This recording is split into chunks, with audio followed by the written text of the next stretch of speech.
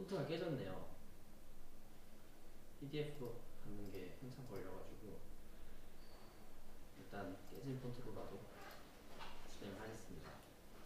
자, 오늘은 무슨 내용을 할 거냐면요. 두 가지 내용을 다루겠습니다. 첫 번째는 저희가 그 명사를 2주 동안 했잖아요. 이제 명사의 대단원을 막을 내려야 되기 때문에 명사에 남아있는 부분들을 할 거예요. 그래서 지난번에는 명사가 주로 결합되는 그 문법적 자질들, 그러니까 개념 범주들을 이야기를 했었습니다.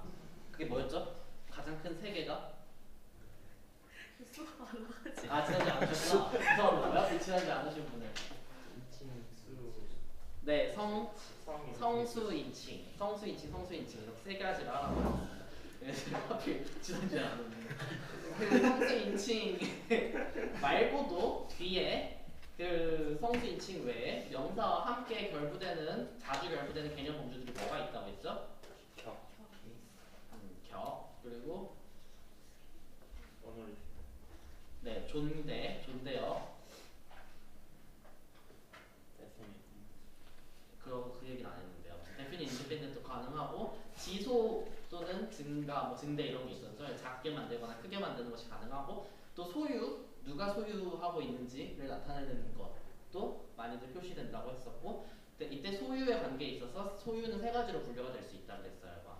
이제 뭐 예를 들면은 그 분리 가능 소유, 분리 불가능 소유, 강제적 소유 뭐 그런 것들이 있었습니다. 이런 것들이 있었고요. 자, 오늘은 명사 구 내에 그 명사 외에 다른 요소들이 있을 수 있다는 점을 이야기하겠습니다. 명사 구는 무엇일까요? 명사 구의 정의는 무엇인가를 물어보면은 뭐라고 대답할 수 있을까요? 명사를 해결하는. 네, 명사를 행으로 하는 구. 정확한 정의예요. 구는 무엇일까요? 핵을 갖는. 핵을 갖는 무엇? 네, 구. 아무튼 그 명사를 핵으로 갖는 구가 명사 구라는 점이 뭐 통사론 수업 때도 이야기할 수 있을 텐데 이제 구의 정의를 뭐 확실히 내려라 이러면은 저 잘 모르겠어요. 근데 이제 통사적 단위인 거죠 구는. 네, 통사적 단위이기 때문에 명사구 통째로 이렇게 움직일 수 있는 기능할 수 있는 다는 것을 꼭 알 수가 있습니다. 이때 제가 그 지난번에 문장의 구성 성분 중에 동사는 명사와 관계를 맺어요 라고 이야기를 했는데 이때 생략된 것이 동사가 명사와 바로 관계를 맺는 것이 아니라 무조건 동사 구가 명사 구와 관계를 맺는다는 것을 아셔야 됩니다. 그리고 동사 구 내에는 동사를 핵으로 하고 그 외에 이거저거가 있고요. 맞지? 그리고 명사 구도 명사를 핵으로 하고 그 외에 기타 성분들이 있습니다. 명사 구 내에 명사 외에는 무슨 성분들이 있을까라는 것이 바로 이제 한정사, 소유주, 수사, 전치사구, 형용사구들입니다. 자, 형용사는 굳이 설명하지 않을게요. 그러니까 명사 구 내에 두는 형용사들이 있다는 것을 너무 잘 알고 있잖아요. 근데 이 형용사들에 대해서 잠깐 이야기를 하자면은 이 형용사들이 이제 뭐 어순에 따라서 그 언어가 가지고 있는 통사론에 따라서 형용사구가 명사 앞에 오기도 하고 명사 뒤에 오기도 합니다. 정해져 있기도 하고 아예 자유롭기도 하고 그리고 형용사구는 명사구 내에 여러 개가 붙을 수가 있어요. 그래서 크고 예쁘고 위험한 뭐 중국 찻잔이라고 이야기해 놓으면은 그 찻잔은 중국에서 만들어졌고 크고 예쁘고 그리고 위험하고 이런 것들이 그 찻잔을 수식을 하고 있는 거죠. 자, 전치사구도 마찬가지예요. 찻잔을 뭐 찬장 안에 있는 찻잔 또는 뭐 책장 아래에 있는 찻잔 문 밖에 있는 찻잔 등으로 다양하게 전치사구를 넣을 수가 있습니다. 근데 제가 지금 문 밖에 책장 안에 뭐 어쩌고 했는데 얘네가 전치사구라고 했는데 왜 아무도 태클을 안 거는지 모르겠는데요. 한국어에서는 후치사구죠. 그러니까 전치사는 어떤 명사 앞에 놓다, 위치하다의 치자거든요. 전치하고 있기 때문에 전치사고요. 한국어에는 전치사가 없고 후치사가 있습니다. 뭐뭐에게 뭐뭐 안에 뭐 이런 것들이 전부 후치사이기 때문에 후치사구가 있습니다. 근데 뭐 다들 그렇듯이 우리 이 세상에는 영어밖에 없으니까 영문법밖에 없으니까 모든 걸 전 영어 기준으로 설명을 하긴 합니다. 전치사구가 있을 수 있고 사실 preposition과 postposition을 영어로는 합쳐가지고 이제 add position이라고 하고요. 한국어로는 부치사라고도 합니다. 그래서 부치사구가 있다고 하는 것이 사실은 더 맞는 말일 거고요. 전치사와 후치사가 모두 있는 언어도 있습니다. 자, 그리고 소유주는 이 물건이 누구의 것인가를 나타내는 것. 그리고 수사는 이 물건이 몇 개 있는가. 그리고 이제 한정사라 부르는 이제 관사, 지시사 뭐 그런 것들이 있다고 합니다.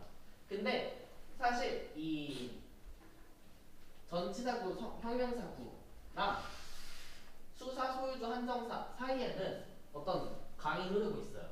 약간 지난번에 그 룰 오브 썸이라고 이야기를 했는데 이렇게 그 명사를 수식하고 있는 전부 다 명사를 수식하고 있는 성분은 마찬가지인데 전치사, 형용사구랑 한정사라 부르는 이것이 형용사와 굉장히 다른 성질을 가지고 있습니다. 그때 이건 간단하게 소개를 해줬는데 그 차이가 뭐였죠?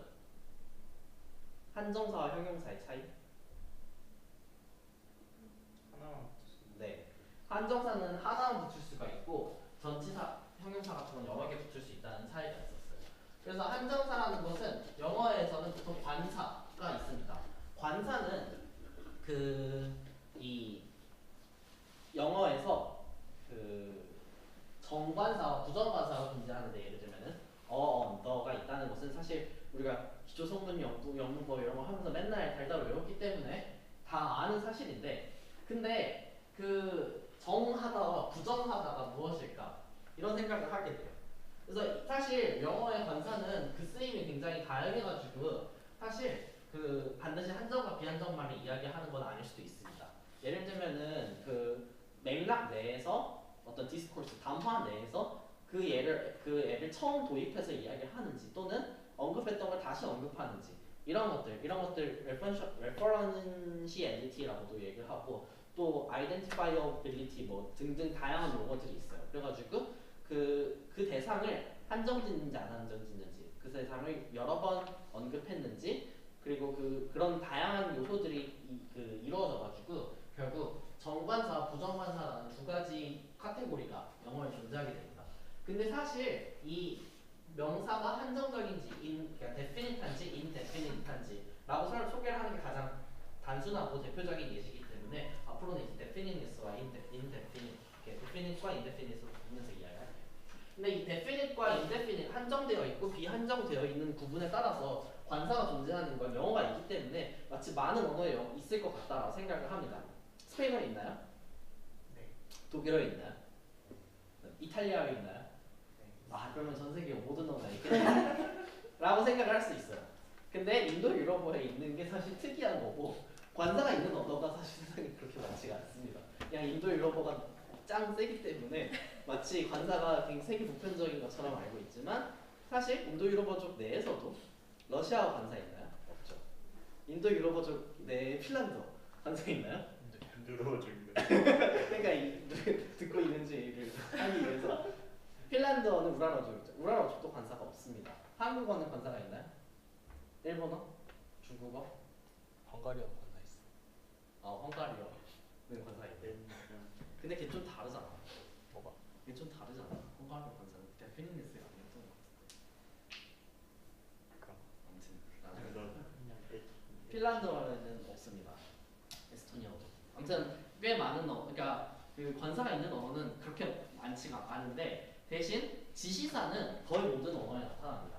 지시사는 한성사랑 조금 비슷하면서도 좀 다른 지시사는 이것 저것 그것 이런 것들을 나타낼 때 하는 이 저 그가 보통 이제 지시사라고 하고 화자와의 물리적, 시간적, 심리적 거리를 구분하는 그러니까 같은 책상이 이렇게 있는데 그 중에 그 책상이라고도 이야기할 수 있지만 어느 책상이라고 하면은 이제 그 거리에 따라서 그 책상을 한정 지을 수 있는 방식이 있는 거죠.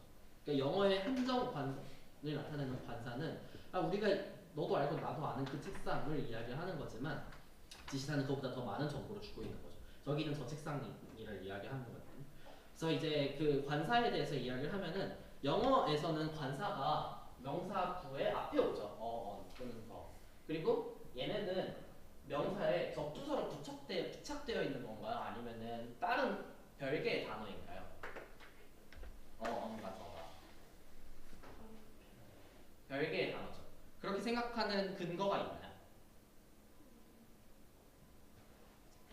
the가 the가 접두사가 아니라는.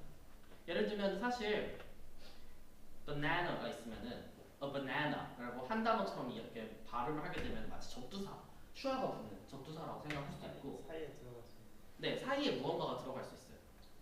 great United States. 맞아요.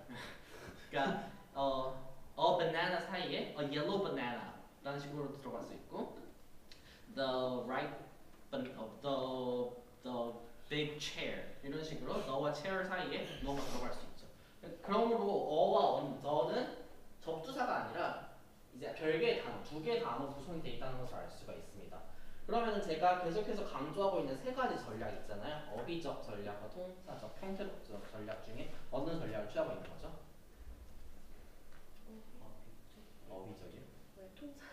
통사문적인 접근을 취하는 거죠. 어휘적인 접근을 취하면은 만약에 바나나라는 단어가 있으면은 그 바나나가 그 바나나를 소개하고 싶을 때는 아예 다른 단어가 바나나가 아니라 뭐 고릴라가 온다 그런 식으로 될 때 어휘적 전략을 취하고.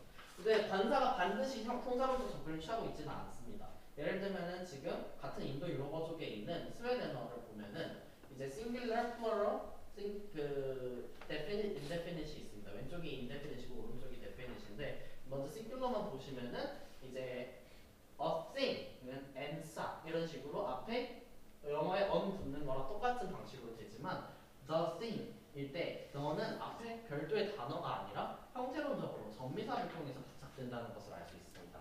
그래서 싸에 n이 붙어서 싹에 n이 붙어서 싹캔이 되는 거죠. 그래서 and 싹, 싹캔. 근데 재밌는 거는 보면은 둘이 형태는 똑같이 이인데 and 싹, 싹캔 이렇게 돼 있다는 것을 알 수 있습니다. 그리고 이제 네. 마찬가지로 그게 이 플로럴이 될 때는 여기서 indefinite 있던 이제 그 얘도 여기서 이제 형태론적으로 할 수가 있게 되는 거죠. 그리고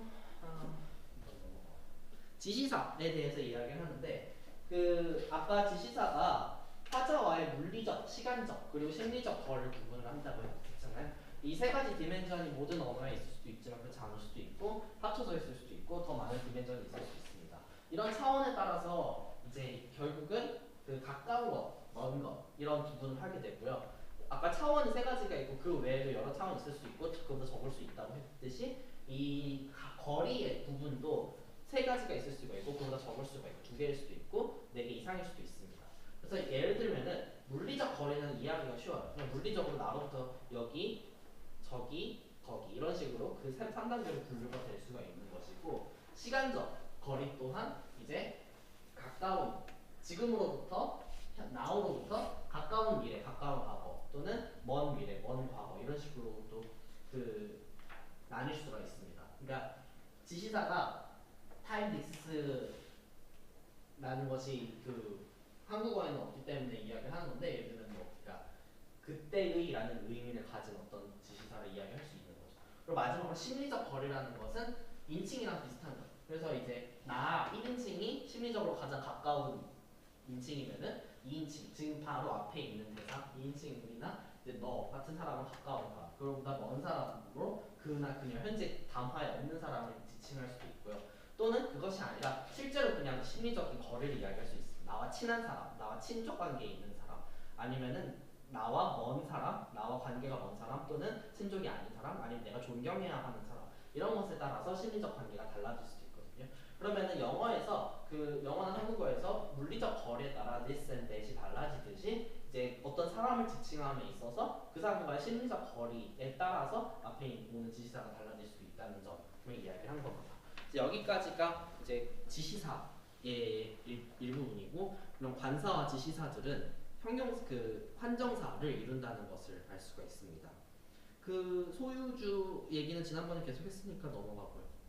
여기까지가 명사구대의 다른 요소들인데 하나 더 많은 예시들을 보여주려고 했지만 그 시간이 조금 없어서 여기까지만 하고 두 번째로 넘어갈 부분은 이제 문법적 관계. 그래서 명사가 동사랑 어떤 관계를 맺는지에 관한 이야기입니다.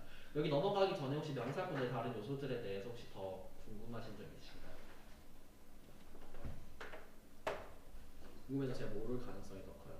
이분은 그렇게 준비를 많이 안 해가지고. 자, 문법적 관계에 대해서 다시 또 소개를 하겠습니다. 지난번에 주격, 백격 언어와 능격, 절대격 언어를 엄청나게 열심히 이야기를 했었는데요. 그때 나온 설명을 조금 더 클래리파이 하기 위해서 이야기를 할게요. 자, 일단 그 문법적 관계라는 것은 어떤 그 문장 내에 있는 한 요소가 다른 요소와 맺는 관계입니다. 그러니까 계속해서 그러니까 예를 들면 수라는 우리가 지금 세미나에서 문법에서 이야기할 때 수라는 것이 반드시 막 모든 실수, 허수, 복소수, 루트 2, 파이 2 이런 것을 이야기하는 게 아니잖아요. 명사가 수를 가진다 할 때는 singular plural 또 singular dual plural 이런 식으로 카테고리를 가진다는 것이고 그것은 결국 문법적 수를 의미하고 있다는 거잖아요. 그래서 마찬가지로 저희는 이제 문법적 관계라는 것은 어떤 문장 내에 문법적 단위들인 명사 또는 동사 또는 명사구, 동사구 이런 것들이 서로 어떻게 관계를 맺는가. 그래서 모든 뭐 인간관계, 연인관계 이런 모든 관계가 아니라 문법적 관계라 함은 이제 문장 내에서 문법 요소들이 어떤 관계를 맺는지에 관한 이야기입니다. 제일 생각하기 쉬운 것은 바로 동사 또는 동사구가 명사 또는 명사구와 가지고 있는 문법적 관계예요. 예를 들면은 계속해서 이야기하는 내가 곰을 찾다 에서 나는 보통 agent라고 이야기합니다. 동작주. 그럼 또는 곰은 patient라고 이야기를 합니다. 마찬가지로 만약에 곰을 재영이에게 찾다 라고 합시다. 그러면 이때 재영이에게가 붙잖아요. 이때 재영이라는 대상의 문법적 관계는 혹시 아시나요? 이름을? 네, 볼이라고 합니다. 또는 물건을 선물을 이렇게 줬다. 그러면은 이때 선물이 페이션트가 되는데 만약에 주면은 이 받는 사람은 recipient. 또 그 외에도 여러 가지가 있어요. experiencer가 있을 수 있습니다. experiencer는 감정이나 인지 이런 것들이에요. 그러면 예를 들면 내가 그것을 알아, 내가 그것을 까먹었어 이런 것들은 내가 그것을 보고 기뻐 이때 나는 내가 무언가 행동, 액션을 취한 게 아니잖아요. 액션을 취할 때는 에이전트지만 그렇지 않을 때는 experiencer라고 합니다. 근데 이 의미적 관계들이 그 문장 내에서 영향을 미치느냐라는 이야기를 할 수가 있습니다. 먼저 그 영어 같은 경우에는 주어라는 것이 무엇인지 딱딱 설명하지 않지만 우리는 주어가 뭔지 알고 있다고 이렇게 생각을 해볼게요. I opened the door with the key 라고 했을 때 이제 나는 agent면서 그게 나라는 명사구가 subject를 이제 subject 자리에 있게 됩니다. 마찬가지로 the key opened the door 이러면은 지금 같은 문장 같은 이 어떤 사건을 서술하고 있는 거예요. 근데 이제 I가 빠졌죠. 여기서 key는 나는 에이전트고 door는 페이션트고 그리고 key는 도구, instrument입니다. 근데 I가 빠졌을 때 instrument가 subject 자리에 올 수가 있어요. 마찬가지로 the door open이라고 했을 때 이때 이 open은 자동사인가요, 타동사인가요? 네, 자동사로 사용이 되었어요. 자동사로 사용이 됐을 때는 유일한 논항인 그 argument인 patient가 subject에 오게 됩니다. 그러니까 영어에는 agent, instrument, patient 또는 experiencer 같은 것들이 모두 subject에 올 수 있어요. 다만 그때 규칙은 달라집니다. 예를 들면은 I opened the door with the key라는 지금 agent, patient, instrument 모두가 있을 때 그때 subject로 와야 되는 애는 누구죠? agent죠. 이렇게 이 세 개의 논항이 있는 상태에서 동사를 opened로 선택을 했을 때 예를 들면은 the key opened the door with me 이런 식으로 문장을 구성할 수는 없잖아요. 그렇기 때문에 어떤 논항이 그러니까 그 동사가 여러 논항을 가지고 있고 얘가 뭐 에이전트, 페이션트, 인스트루먼트일 때 누가 서브젝트가 되는지 이런 것에 대한 규칙은 있습니다. 근데 그럼에도 불구하고 서브젝트 자리에 여러 가지 이 요소가 올 수는 있죠. 그러면은 이런 의미역을 나눠서 논한과의 그 문법적 관계를 나눠서 뭘 하느냐라는 생각을 할 수가 있습니다. 각 동사가 이러한 틀을 가지고 그런 그 에이전트, 인스트루먼트, 페이션트가 있으면은 앞에 주어를 subject를 에이전트로 하고 목적어를 그 페이션트로 하고 그리고 그 전치사구를 이용해서 인스트루먼트를 표시해라 라는 오픈이라는 동사가 가지고 있는 문법이 있기 때문에 이런 문장 구조가 성립을 하게 된다는 것을 알 수가 있어요. 마찬가지로 그때 영어에서는 에이전트와 페이션트가 있을 때 타동사 얘기 계속 했었죠. 타동사를 바탕으로 능격 절대격과 주격 대격을 나누게 되는데 타동사를 기준으로 자 에이전트와 페이션트가 있을 때 에이전트가 서브젝트로 오고 페이션트가 오브젝트로 가라 라고 하는 것은 영어가 주격 대격이라는 문법을 가지고 있기 때문에 그게 가능한 것이고 만약에 능격 절대격이라는 구조를 가지고 있는 언어에서는 에이전트와 페이션트 두 개의 논항이 있으면은 페이션트가 어디로 가야 되죠?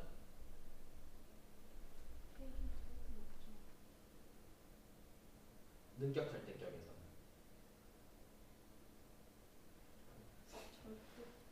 그 반대로 가야 되죠. 그러니까 주격 대격에서는 에이전트 에이전트가 페이션트를 하는 거지만 능격 절대격 언어에서는 페이션트가 주어 자리에 오는 마치 제가 설명이가 저도 좀 꼬이기 시작하는데 그랬을 때 이 주어 자리 목적어 자리를 조금 잊고 그 형태론적으로 이야기를 했을 때 자리가 아니라 그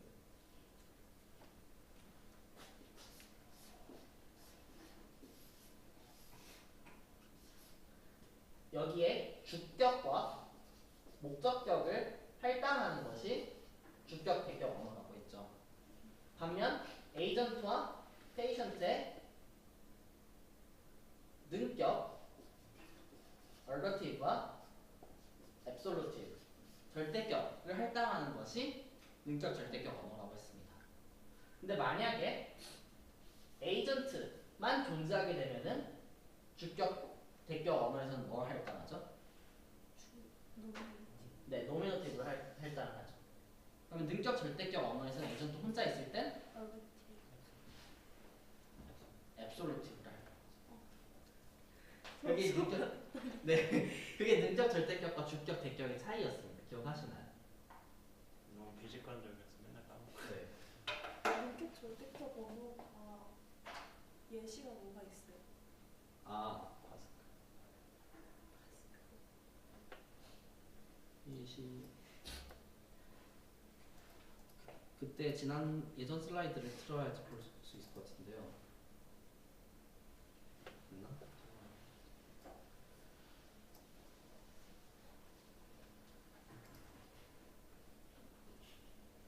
월스를 들어가는 교양이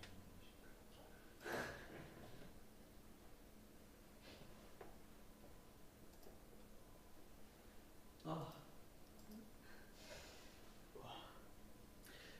그 이거 보고 네, 제가 지금 설명이 꼬여가지고 그래요. 자, 1분만 쉽시다.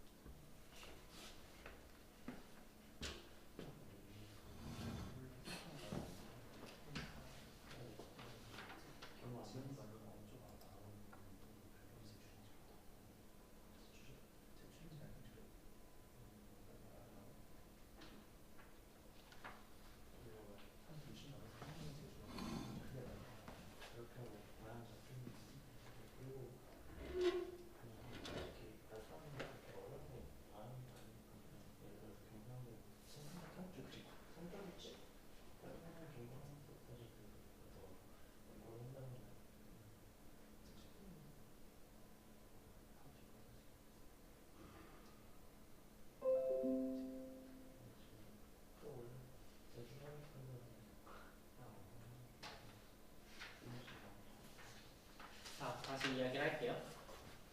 자, 처음부터 다시 이야기할게요.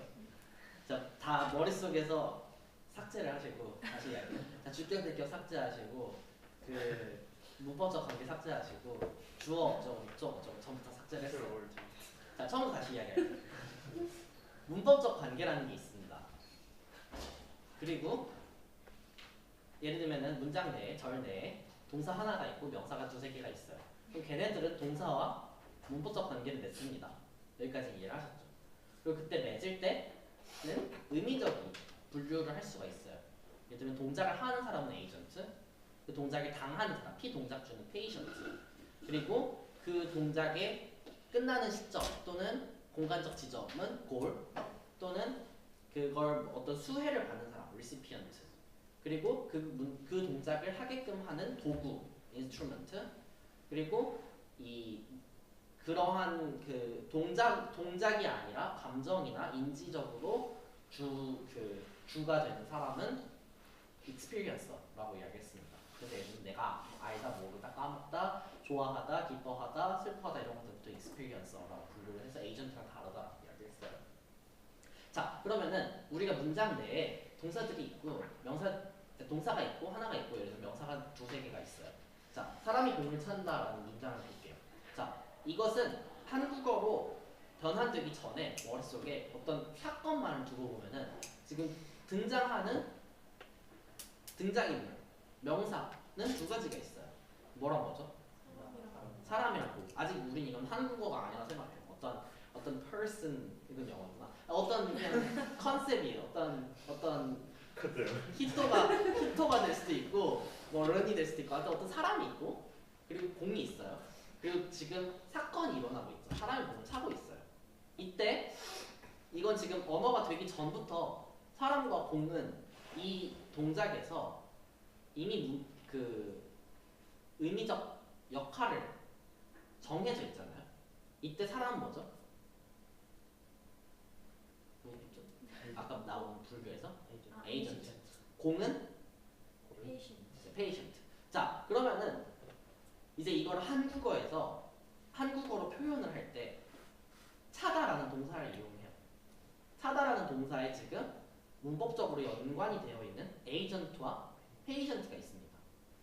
그러면은 그냥 놓고 보면은 사람, 공, 찬다인데 대신 우리가 여기에 어떤 형태론적인 표지를 붙여가지고 얘가 에이전트고 얘가 페이션트야 라는 것을 나타내주는 표지가 있습니다.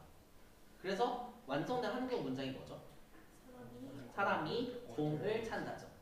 사람을 공이 찬다가 아니라 사람이 공을 찬다 또는 사람이 공에게 찬다가 아닌 이유는 공이 페이션트고 사람이 에이전트이기 때문입니다. 그러면은 차다라는 동사가 있으면은 이렇게 사람이랑 공이라는 논항이 들어와가지고 연결되면서 그 형태가 을이라는 것이 붙는다는 것을 알 수가 있어요. 즉 얘를 격이라고 했을 때 얘는 주격이고 얘는 대격이거든요.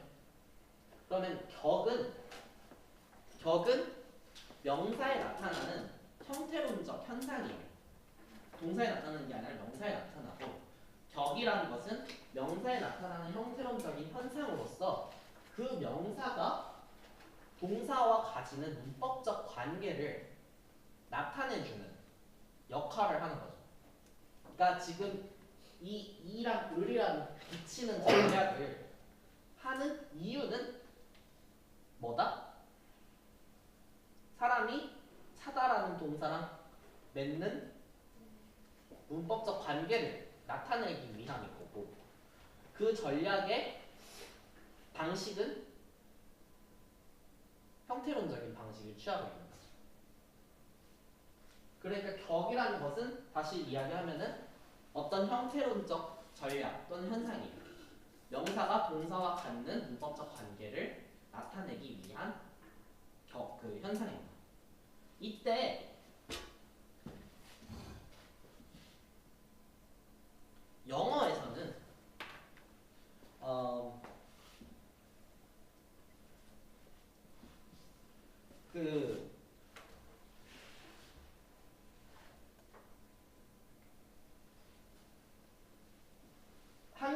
지금 차다라는 동사의 에이전트는 주격으로 표시된다라는 규칙이 있었죠.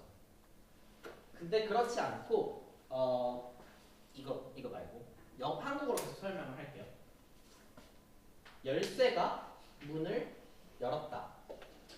라고는 우리는 한국어로는 안 하죠.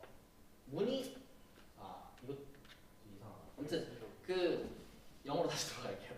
영어 예시를 들면은 영어의 오픈은 세 가지 용법이 있는데 그 중에 첫 번째 용법에서는 한국어랑 똑같아요. 문을 연 에이전트의 주격을 할당해라. 왜 I가 나왔죠? me가 아니고 주격 형태이기 때문이에요. 마찬가지로 논한 구조가 달라질 때는 인스트루먼트가 주격이 될 수도 있어요. 그러니까 오픈이라는 동사에 있어서 지금 나에게 가진 논항이 두 개인데 하나는 인스트루먼트고 하나는 페이션트예요. 그러면 인스트루먼트에게 주격을 할당하고 페이션트에게 대격을 할당하자라는 전략이 발동돼서 이게 이런 문장이 성립을 하게 될 겁니다. 오픈의 다른 문법 때문에. 한편 한국어는 그게 안 돼요. 그러니까 열쇠로 문을 열었다라고 이야기를 하죠. 열쇠로에서 로는 도구격이라고 이야기를 합니다. instrumental case. 그러면은 지금 논항이 두 개예요. 하나는 도구고 인스트루먼트고 하나는 페이션트예요. 그러면은 도구랑 한국어에서 열다라는 동사가 도구랑 피동작주가 있을 때 피동작주에게 대격을 똑같이 할당을 하는데 도구에는 뭘 할당했죠? 도구격을 할당을 했죠. 그러니까 그 격을 운용하는 방식이 한국어, 영어가 여기서 달라지는 거예요. 그러니까 with the key open the door가 아니라 the key open the door였죠. 그러니까 영어의 to open의 두 번째 용법에 따르면은 인스트루먼트와 페이션트가 있으면은 인스트루먼트에게 노미너티브를 주고 도어에게 어큐서티브를 줘라 라는 방식으로 운영이 됐다면은 한국어에서 인스트루먼트에게 인스트루멘탈 케이스를 주고 그 페이션트에게는 어큐서티브 케이스를 줘라 라는 방식으로 운영이 된 거죠. 예를 들면은 experiencer, 그 영어에서 experiencer가 유일하게 나타나는 논항이라고 해봐요. 내가 울었어. 아니면 내가 기뻤어. 내가 알아. 그러면 I know, I cried, I forgot. 뭐 이런 것들이 가능하죠. 이 지금 동사들은 논항이 하나 있어요. 논항이 누구죠? 나. 이때 이 논항이 가지는 문법적 관계가 무엇입니까? experience죠. 그러면은 논항이 하나 있고 이 동사들은 논항이 하나 있고 experience가 오면은 얘를 무슨 격으로 할당해라? 주격을 줘라 라는 규칙이 있습니다. 근데 예를 들면은 이 언어에서는 지금 이거는 과잉이었던 것 같은데 데이비드가 도리스를 알아 일때 데이비드 데이트 역격에게를 쓰는 거예요. 또는 톰에게 도리스를 기억해. 나에게 그 비행기를 보았어. 나에게 이 갈증을 느꼈어. 나에게 목이 말라. 그러니까 이 언어에서는 에이전트와 익스피리언스를 스트릭트하게 구분을 해서 에이전트는 노미너티브를 주고 익스피리언스는 데이티브를 줘라 라는 규칙이 있는 거예요. 한국어에도 익스피리언서가 데이티브로 나타날 수가 있어. 나에게 뱀이 무섭다. 이런 경우에는 지금 나랑 뱀이 있죠. 그때 이제 보통 나는 experiencer, 뱀은 theme이라고 합니다. 내가 뱀에게 동작을 한 게 아니기 때문에 내가 뱀을 발로 찼어. 이때는 agent, patient가 되지만 나에게 뱀이 무서워 라는 문장에서는 나는 experiencer고 theme은 그러니까 뱀은 theme이에요.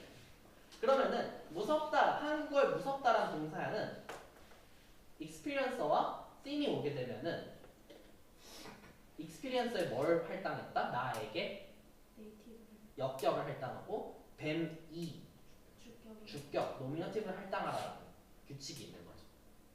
그러고 여기서는 experience가 데이티브로 나타나고 또 로커티브 나타나는 경우도 있습니다. 이거는 잊어버리다 여기 그 기억하고 있다는 지금 데이티브로 나왔죠. 근데 잊어버리다는 호세에게서 마치 그런 거죠. 호세로부터 어떤 호세라는 위치에서 마리아가 잃어버렸다, 잊어버렸다. 마찬가지로 내각을 잊어버렸다 했을 때 I locative. 그리고 데이비드에게 도리스가 무섭다는 데이비드 위치, 데이비드의 도리스가 무섭다. 이런 식으로 되는 거. 내가 춥다 할 때 내가 로커티브로 나옵니다. 그러니까 격이라는 게 존재를 하는데 격은 무엇이 존재하냐면은 노미너티브, 어큐저티브, 로커티브, 데이티브 이런 것들이 존재를 합니다. 근데 이 그 언어마다 그 동사들이 나는 에이전트와 페이션트가 꼭 있어야 돼 이러는 타동사죠. 에이전트가 필요해 이런 애도 있고 익스피리언서가 필요해 이런 애도 있어요. 그러니까 예를 들면은 난 목말라 I'm thirsty 같은 경우에는 이 동사는 하나 논어를 취하는데 얘는 익스피리언서를 취하는 애예요. 에이전트를 취하는 애가 아니. 그러니까 그건 동사마다 정해져 있는 거예요. 그 용법이. 그러니까 그게 스트릭트하기도 하고 여러 가지 용법을 가지기도 하는데 예를 들면은 내가 문을 열쇠로 열었어 할 때 열쇠로 같은 경우에는 있어도 되고 없어도 되는 경우죠. 근데 뭐 동사에 따라서는 도구 인스트루먼트가 없으면 안 되는 동사가 있을 수도 있는 거고. 강제로 또는 옵셔널하게 모든 동사는 논항과의 문법적 관계를 가지고 있고 그 문법적 관계를 어디로 할당을 하는지 무슨 격으로 할당하는지는 그 언어마다 그 동사마다 문법으로 정해져 있는 거예요. 그러니까 조금 이해가 되셨나요? 그러니까 명사는 격이 존재해가지고 형태론적으로 그 격마다 다른 형태를 가지고 있어요. 그것이 전미사로 실현될 수도 있고 접두사로 실현될 수도 있고 접한사로 실현될 수도 있고 다양한 방식으로 격은 실현될 수가 있는데 서로 다른 격에 할당하는 방식은 동사가 의미적 관계를 파악해서 그 문법적 관계에 따라 할당을 하는 방식으로 부여가 된다는 거죠. 그게 바로 격이 운영되는 방식입니다. 근데 격이라는 것도 어떻게 보면 좀 의미적인 요소를 담고 있는 것 같은데 또 역격이라는 건 좀 멀어진 그죠? 근데 그거를 그 의미적 관계를 지금 분리해낸 거예요. 격에서. 그러니까 의미적 분류는 의미역에 있는 거고 격은 완전히 문법적인 주체, 그러니까 객체인 건지. 네, 그러니까 물론 역격이라 하면 데이티브라 하는 것이 존재하고 그리고 이 언어에서 또 데이티브가 존재하고 저 언어에 데이티브가 존재하지만 이 둘이 하나로 묶일 수 있는지 없는지는 그건 뭐 알 수 없죠. 그렇지만 프로토티피컬한 데이티브가 존재를 하고 그렇기 때문에 러시아에서 데이티브라고 했던 애를 한국어에 와가지고 애게는 데이티브야 라고 말을 할 수 있는 거예요. 그리고 그 프로토티피컬하게 어떤 격들은 주로 연관 할당을 시켜주는 의미역들이 있어요. 문법적 관계들이 있어요. 예를 들면 데이티브는 recipient 또는 goal 같은 것들이 주로 연관이 되죠. 그렇기 때문에 격에도 어떤 의미적 프로토타입이 있을 수 있지만 그 의미적 구분을 일단 지금 의미적 관계에 그 의미역 또는 문법적 관계에 두고 그것이 격으로 매핑된다라는 설명을 하고 있는 거예요. 근데 그 격에 이름을 붙일 때는 그러한 의미적 관계를 이 격은 주로 이러한 grammatic relation 또는 그 의미역과 연관이 돼 있어 라고 이야기를 하기 때문에 얘를 그럼 역격이라 부르자라고 하는 거죠. 약간 그레이 에리어가 있는 느낌이잖아요. 네. 그래서 사실 저런 언어에서 로카티, 데이티브라고 하는데 사실 그 기존에 만들어져 있는 격 자체가 좀 언어 다양성을 반영하지 못한다고 하는 약간 그 뭐라 해야 되지? 자기적인 느낌이 왜냐면 격이라는 게 의미로부터 분리될 수 없는 거니까 네. 좀 자기적인 분류일 수도 있겠다는 네, 그렇죠. 근데 일단 여기서 형식상으로 이야기할 때는 이 데이티브와 로커티브는 이름을 없애도 돼요. 케이스 3, 케이스 7 이렇게 바뀔 수도 있다는 거예요. 제가 이야기하고 싶은 거. 격은 명사가 가지고 있는 어떤 형태론적인 패러다임인데 그 패러다임의 한 줄, 뭐 케이스 3라고 세 번째 줄은 항상 뭐 이런 감정동사 experience랑 연관된다라고 하는 거죠. 그때 우리는 케이스 3를 범언어적으로 봤을 때 보통 이런 애들은 묶이더라. 하나로. 그래서 얘는 이름을 데이티브로 하자. 또는 얘는 노커티브로 하자로 하기 때문에 이렇게 되는 거라고 생각을 하시면 될 것 같습니다. 네, 설명을 그렇게 생각을 하시면 될 것 같고요. 그리고 네, 거기까지가 케이스가 어떻게 방식을 작동을 하는지 얘기했고 지금 과잉어와 한국어를 주로 예시를 들었어요. 그런데 문제는 격이 없는 언어도 있어요. 격이 없는 언어가 하니까 되게 격 떨어지는 언어의 느낌인데 격이라는 건 형태론이라고 했잖아요. 명사가 형태론적으로 변화하는 게 격이라고 했는데 중국어 같은 경우에는 격이 없죠. 좀 자극적으로 들릴 수 있지만 그런 케이스가 없다는 뜻이고 영어에도 인칭대명사를 제외하면은 격이 없습니다. 왜냐면은 키가 주격으로 나오든 백격으로 나오든 똑같이 써 키 표시가 되니까요.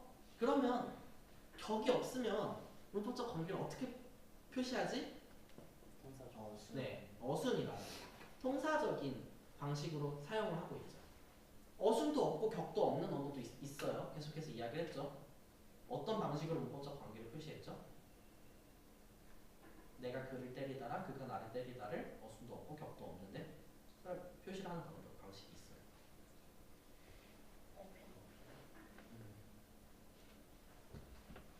명사 말고 어디에 표시한다? 동사에 표시한다. 이름이 뭐였죠? 일치. agreement. 자, 그러면은 각 동사는 다른 명사들과 문법적 관계를 가지고 있고 그 문법적 관계를 표시해주기 위한 전략이 격이라고 했지만 전략 중 하나가 격이라는 생각을 하시면 됩니다. 그 중에 그것이 그 격과 문법적 관계의 이 관계라고 할 수 있고요. 그래서 한국어는 걔가 사람이 걔를 할 때 이것이 바뀌지만 영어에서는 I love you, you love me 이런 식으로 순서가 바뀌어요. 물론 지금 I랑 U는 형태도 바뀌었지만 어순에 따라서 바뀐다는 것을 알 수 있습니다. A dog with a man with a dog 어순에 따라 달라지죠. 그리고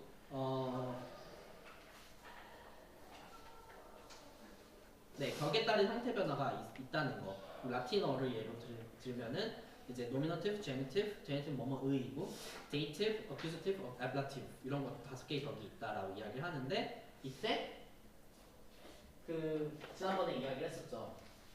이렇게 격과 수가 따로 합쳐가지고 그 함수로 나온 결과를 합쳐서 단어를 만드는 거랑 격과 수가 모두 논항이 돼가지고 논항이 아니라 어떤 그 x값이라고 돼가지고 그 전미사를 내뱉는 방식이 있다고 했어요. 그러니까 격과 수가 연결돼 있는 격과 수 모두에 따라서 지금 달라지는 게 바로 라틴어의 예시입니다.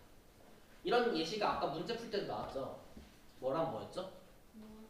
모아이가 뭐랑 시제랑 부정이 이런 식으로 나타난다. 그랬을 때 이런 걸 불절어라고 이야기했었습니다.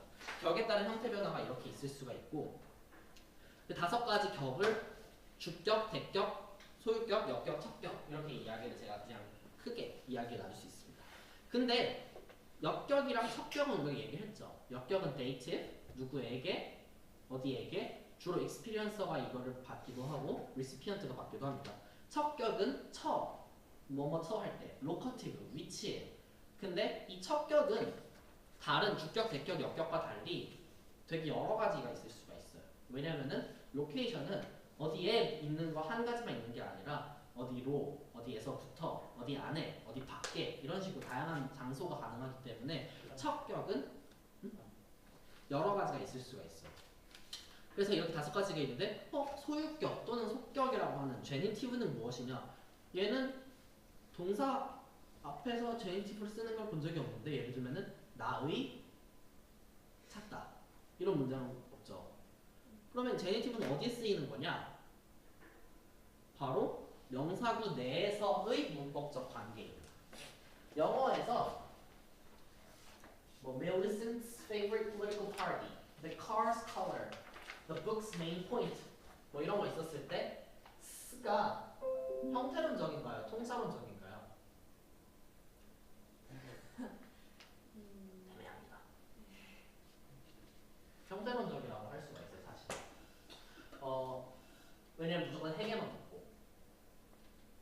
이것도 물론 헤드로 네, 막 단기를 들 수 있어요. 막 the dollar powers 이런 식으로 막 이렇게 얘기할 수 있는데 아무튼 형태론적이라고 일단은 단순화해서 소개를 하고 이야기를 하자면은 이거는 이 형태는 사실 영어가 가지고 있는 제네티브 패러다임입니다.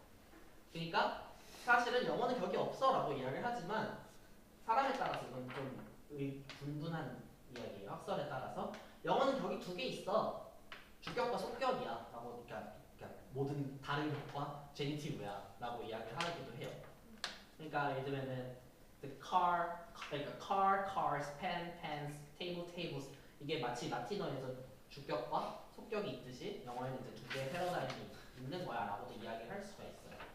그래서 제니티브가 지금 여기 붙어 있는 거고 이때 제니티브가 동사와 관계를 맺는 것이 아니라 얘는 명사가 다른 명사와 관계를 맺는 방식입니다. 그러니까 아까 계속해서 격은 동사가 명사와 의미적 관계를 갖는 것, 그러니까 문법적 관계를 명사의 형태론적으로 표시하는 것이라고 이야기를 했지만 이렇게 격은 명사구 내에서 명사 사이의 관계를 나타내기도 합니다. 그래서 제니티브가 붙은 애랑 제니티브가 안 붙은 애 일단 노미너티브라고 그냥 이야기를 합시다. 지금 명사구 내에 제니티브 하나, 노미너티브 하나가 있으면은 누가 뭘 소유하고 있는 거죠? 제니티브가 노미너티브를 소유하고 있는 거죠.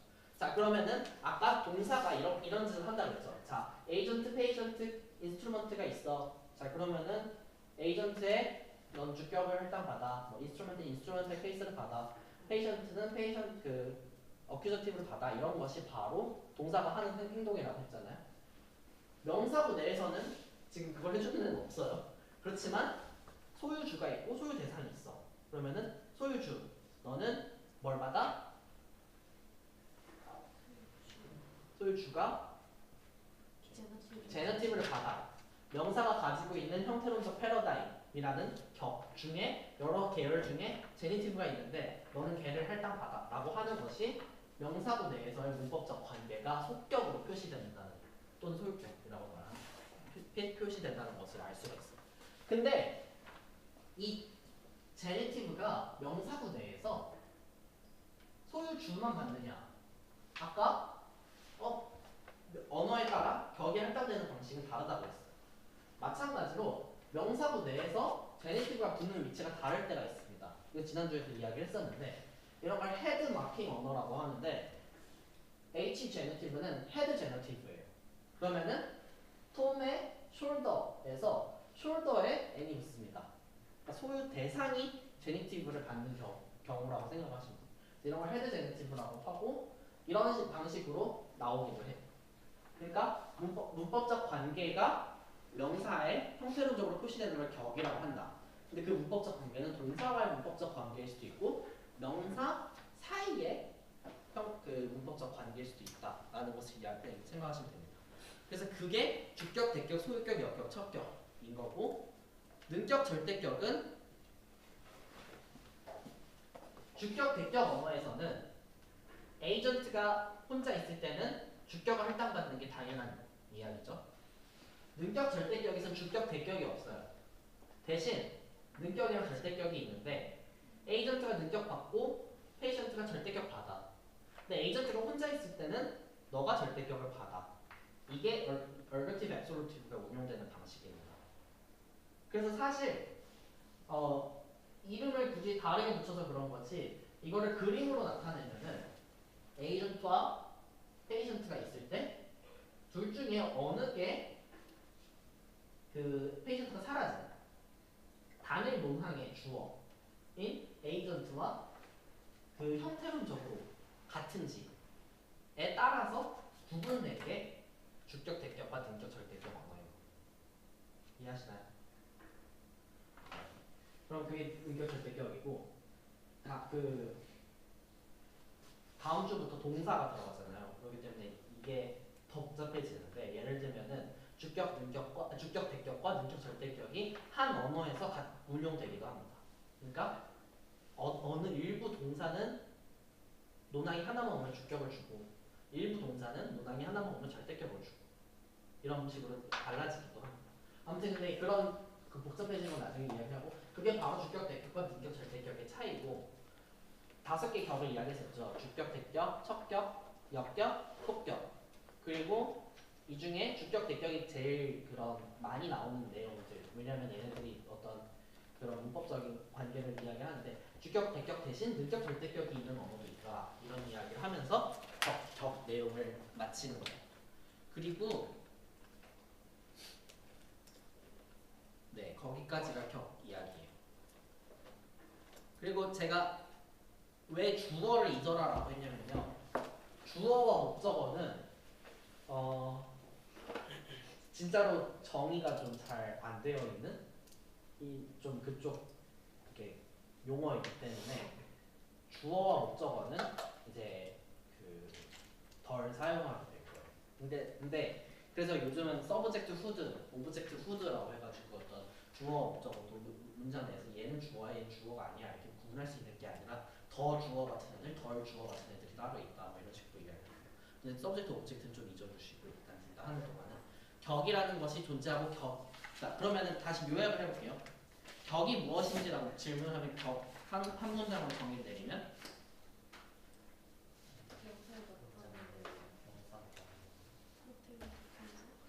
명사가 나타나는 형태론적 현상이다. 근데 무엇을 위해서? 동사와의 문법적 관계 그리고 명사끼리의 문법적 관계. 즉 명사와 다른 문항과의 문법적 관계를 나타내기 위한 명사에 나타나는 형태론적 현상이 격이다 라고 생각을 하시면 되겠습니다. 여기까지가 격에 대한 설명이었어요. 중간에 꼬여가지고 자 이제 마치려고 하는데 질문 있으시면 얘기해 주시겠어요? 나머지도 좀 찾아볼 수 있는 네, 이러한 분류를 morphosynthetic alignment라고 하는데 위키피디아에 morphosynthetic alignment라는 걸 한번 찾아보세요. 자 그리고 능격, 절대격, 주격과 대격이 격이 아니라 다른 걸로 나타날 수 있다고 그랬잖아요. 문법적 관계가 뭐랑 뭐라고 나타날 수 있다고 그랬죠? 격이 없는 언어에서는 어순으로 나타내거나 그리고 동사의 일치를 통해서 나타내겠죠. 마찬가지로 능격 절대격도 격 형태로는 없는 언어지만 어순으로 나타나거나 일치로 나타나는 언어가 있을 수 있습니다. 그때 걔네들은 격 형태론이 없는데 왜 능격 절대격 언어라고 하느냐? 그냥 능격 절대격 언어라고 한다 라고 생각하시면 돼요.